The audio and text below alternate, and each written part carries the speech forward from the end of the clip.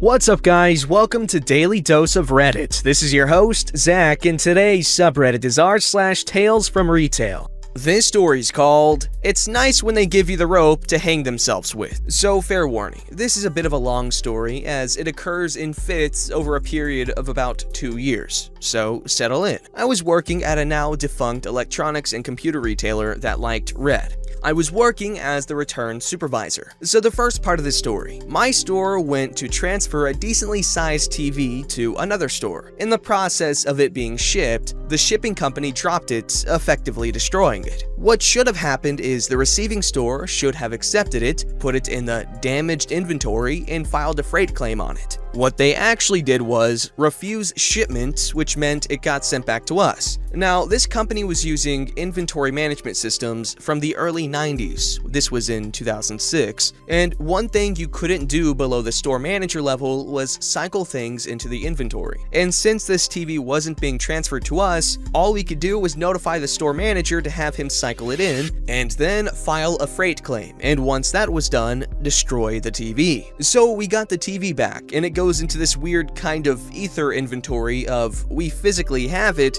but logistically we don't have it. But we did have it originally. So take the TV, file the paperwork, and shove it in a back room until we see that the freight claim has been paid. The only person at the store level who could see if the specific freight claim had been paid was the store manager. So cue the second headache of the story. This is where we entered a period of about 14 months where we simply could not keep a store manager for longer than 5 months. They would either be fired, transferred, or promoted after a couple of months. So checking to see if a $400 freight claim has been paid just wasn't especially high on the priority list at the time. So we've gone through like 5 general managers at this point. The TV is still sitting there. All we need to know is if the freight claim has been paid and acknowledged. We would later find out that it would take about 3 minutes for a store manager to get that particular answer. We get what would turn out to be our third to last store manager.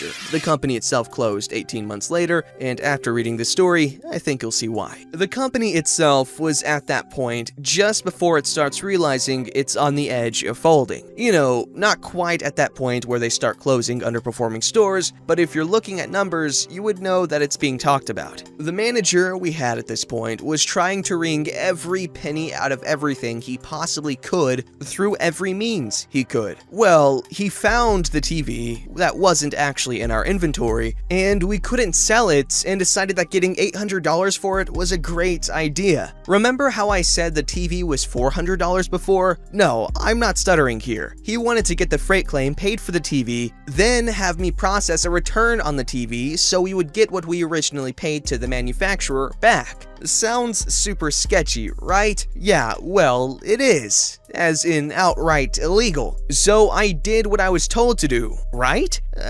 No. I explained the situation to the manager and expressed my concern that what he was asking me to do was illegal. He said he'd double check on that. I sent an email up to District Loss Prevention asking about the TV and, in theory, asking if it would be illegal to do such a return. The loss prevention operator didn't have a chance to go through freight claims to find one specific claim, but said if I processed a return on an item that did not belong to us, the freight claim basically means that the shipping company has bought the TV. It would be considered embezzlement, as would processing a return and then getting the freight claim. So yeah, the manager was straight up telling me to commit an illegal action, but word of mouth isn't good enough for defense on its own. In truth, he hadn't actually told me to do the return, just talked about having me do the return and said he would look into it. Well, a week later, the store manager tells me to process the return. I asked about the freight claim and he told me not to worry about that. It's been taken care of. I go to start processing the return. The warehouse manager sees me processing the return and asks me about it. When I tell him what the store manager said, he says he hasn't received the paperwork for the canceled freight claim, meaning the claim was either still waiting or was already paid. Well, this was a total shift for me, as it pretty much solidified the point that the manager had just tried to set me up to be rolled under the bus if this ever came up. The warehouse manager agreed that the only way I was going to process a return on this TV was if we had canceled the freight claim. And cue the next 10 days where about 2 days the store manager would tell me to do the return.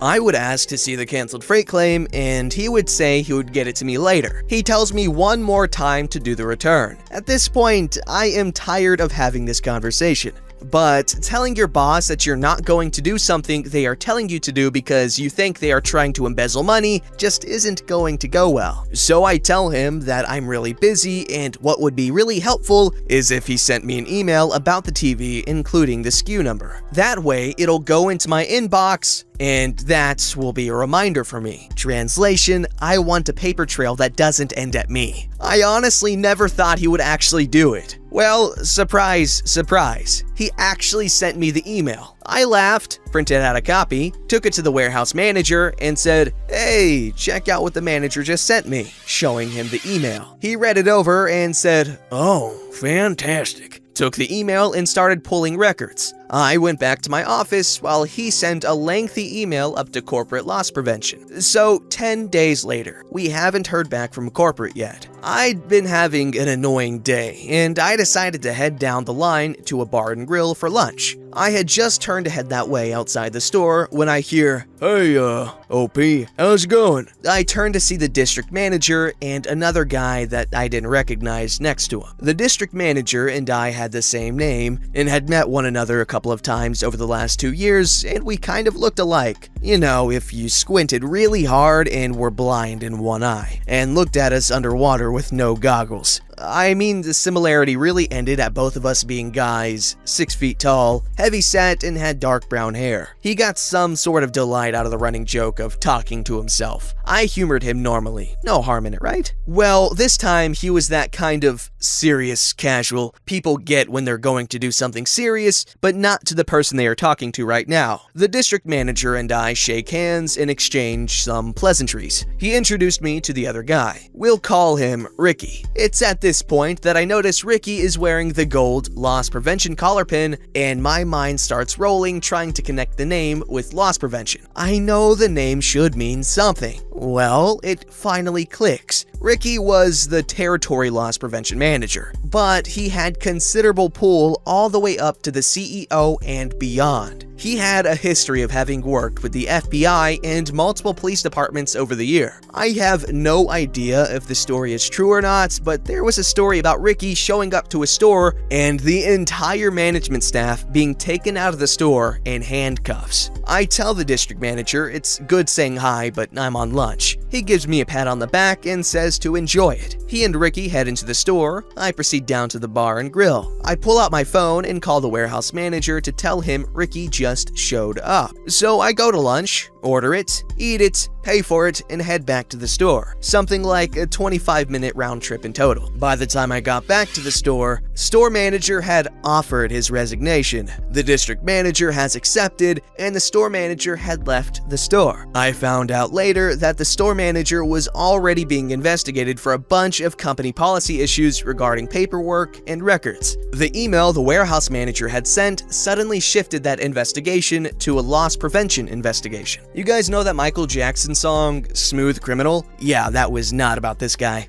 This story is called Customer Demands Cashier to Tow and Fill Up Her Car and Pay for It? Okay, so this is going back to 2003. I'm working a minimum wage job at a very busy gas station in the UK. I'd only been there a few months. That's outstanding considering the staff turnover for this place. I know the ropes of the place, and it's also, and still is, very busy. Lines of cars and trucks going down the highway and a line of customers going out the door, and I'm working alone as usual. Hundreds of customers with places to be. Here's the cast. Me, the overworked 17-year-old with a bright future of PTSD and other mental health goodness. Next 15 years of bliss in this hellhole. Karen, old bench missing her butler and a pole up her, Karen got out of a taxi, came up to the front of the line, past 20 customers waiting patiently, aged 70 plus. She's dressed head to toe in a black velvet and fur coat and wearing more jewelry than I've ever seen. She also looked vaguely familiar. See at the end. She demands in a very snobby voice, "I need fuel."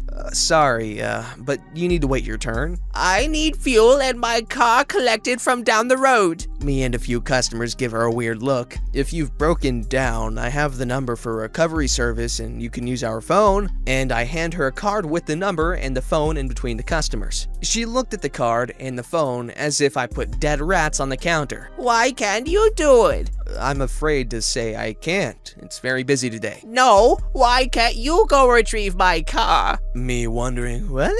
We're a petrol station. We don't have other recovery services. Nonsense! You will collect my car this instant? I'm getting annoyed by now. So are the other customers. She lets her car run out of fuel, leaves it on a gridlocked highway, gets a taxi to come to my station, and somehow it's my fault and responsibility to rectify the situation?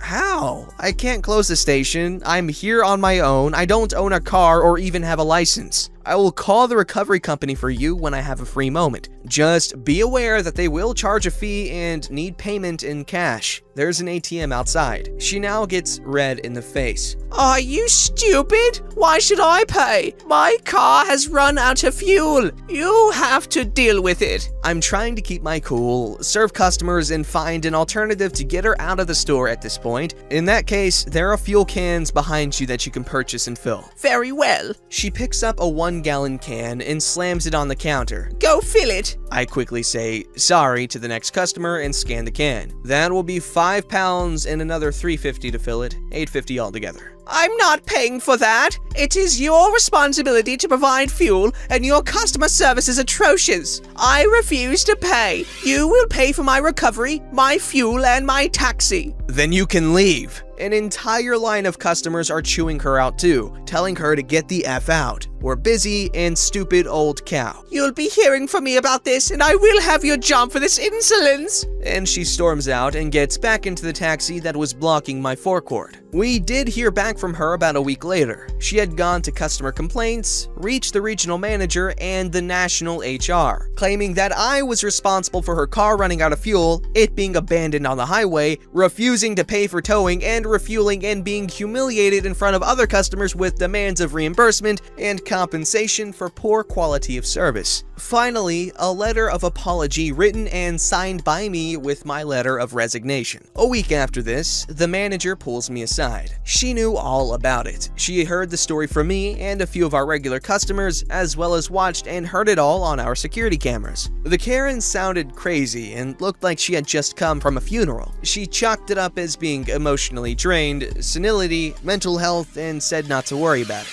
She'd seen worse. Then she got letters and phone calls from head office, and that threw her theory out the window. She handed me a copy of the letter that was sent to Karen stating she was barred from all of our company stations nationwide and informed that the company or all members of staff are not charities. I read the name and realized she was my old principal from primary school. She was an old hellhound when I was 5, and looks like she just got worse as she got older. See you in hell, Mrs. M. Okay, you know what, honestly, I worked at my dad's gas station for a little bit, and I've had to deal with a lot of customers. However, I've never really had too many bad encounters. I honestly don't think I've had any bad encounters, as I'm not thinking of anything right now. Probably because it was like a smaller local gas station, and pretty much 90% of our clientele were regulars. So yeah, it wasn't too bad. Okay, actually working at the gas station was a lot of fun.